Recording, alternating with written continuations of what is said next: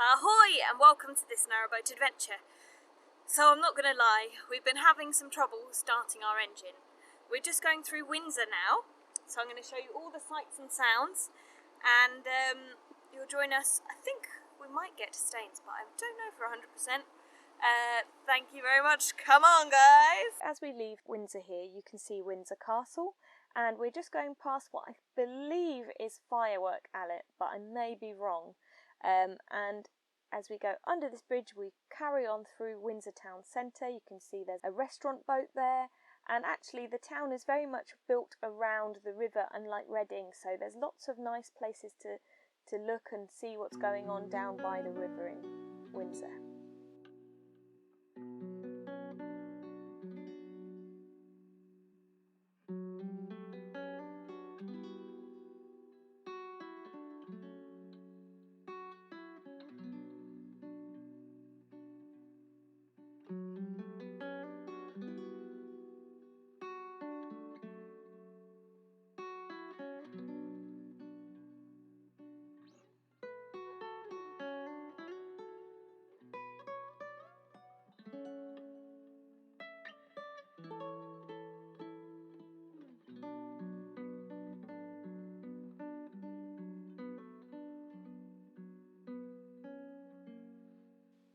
Now coming up on our first lock of the day, and it's a very nice lock, still very large because we're in the Thames, and can fit quite a few boats.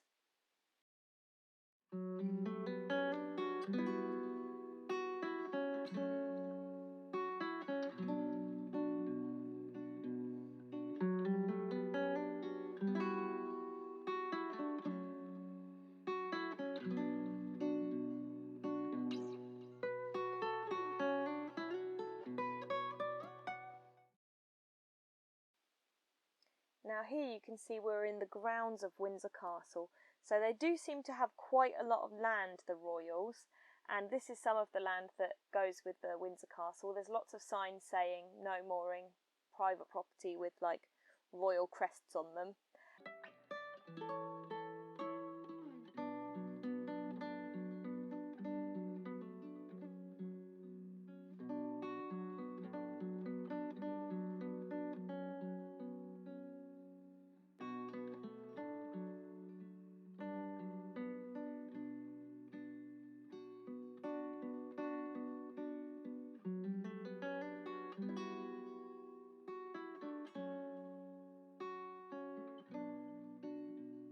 They have this quaint little cottage, and I did wonder if somebody who works in the castle got to live there.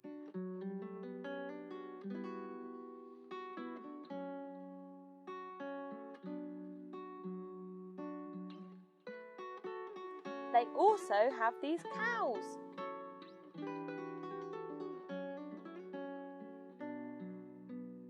Right, now if you will grab your copy of Carl Goes to London Islands and turn to page 187, you will see we are coming up to Old Windsor Lock Island. So, as we came out of the island, we've turned around because we wanted to go and check out the other side, which not only shows the other side of Old Windsor Lock Island, but also shows Ham Island, which is on page 189.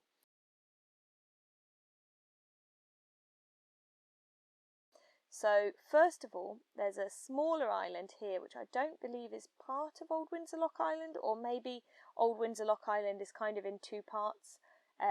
Maybe that's just that the water was a bit high during this period. But you'll see in a moment Old Windsor Lock Cottage. Now, Old Windsor Lock Island is attached to land via the lock, and it has a cottage on it and some woodland, and that's just about it.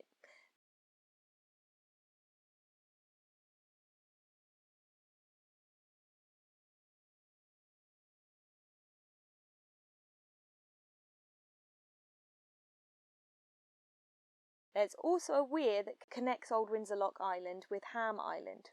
So Ham Island on page 189 is huge. It has over 100 residential homes on it. It was originally created when a diversion was made, so they dug out a stretch where there was a curve in the river so they could form a faster route, and that created Ham Island.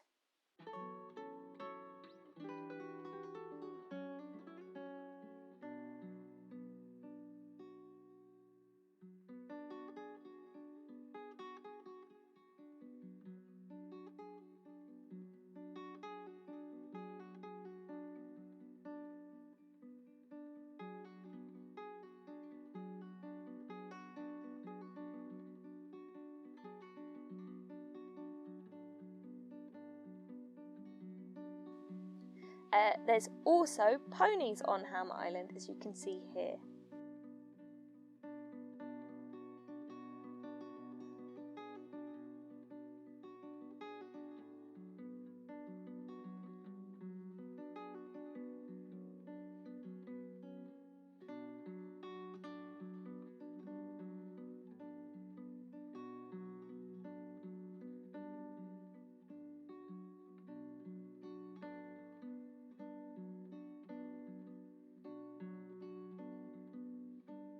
Ham Island is actually one of the largest islands on the Thames, and if you have a look in the book, there's an interview with one of the island residences, a man called Gordon Spice, who's a former race car driver, and it's a very interesting interview all about life on the island.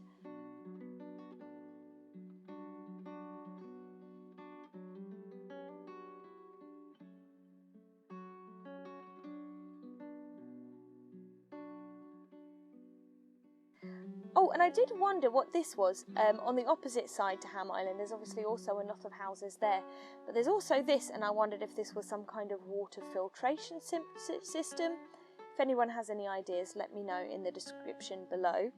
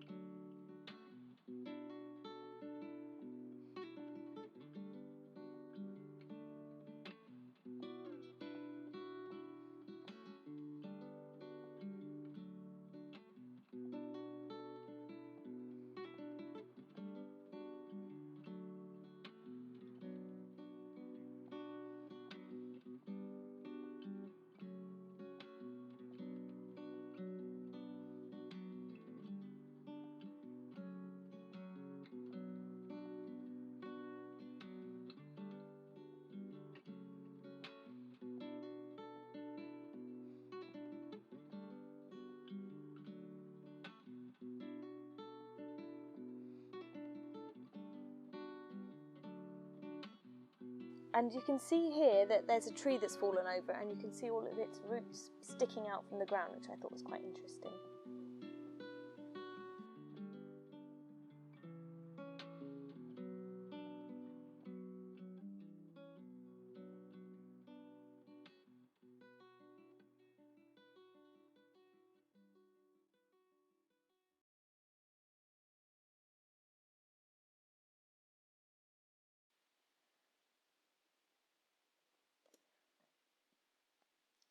Now, if you grab out your copy of Cargoes to London Islands and turn to page 181, you will see Kingfisher Island. Kingfisher Island has got 3 houses on it. So it's quite an exclusive island, and it has a footbridge that leads to and from the island.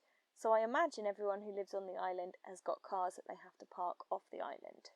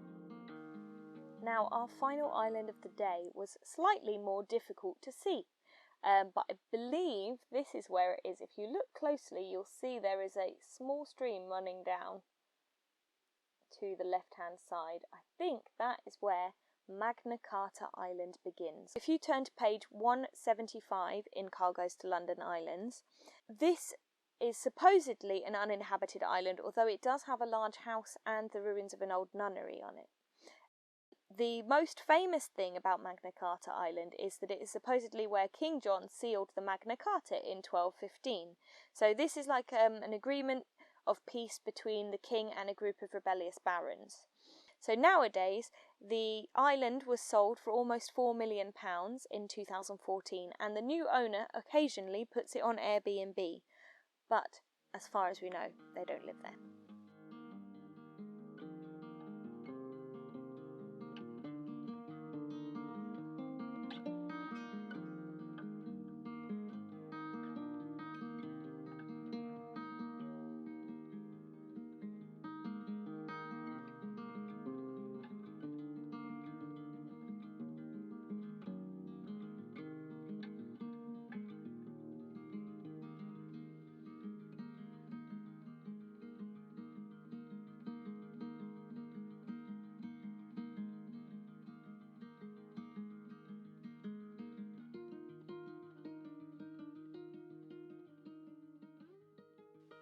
And here we are coming up on Egham. So this wasn't probably the nicest place to moor, but the people we met there were very friendly, and it was a pleasure to be out boating and a pleasure to find somewhere to stop.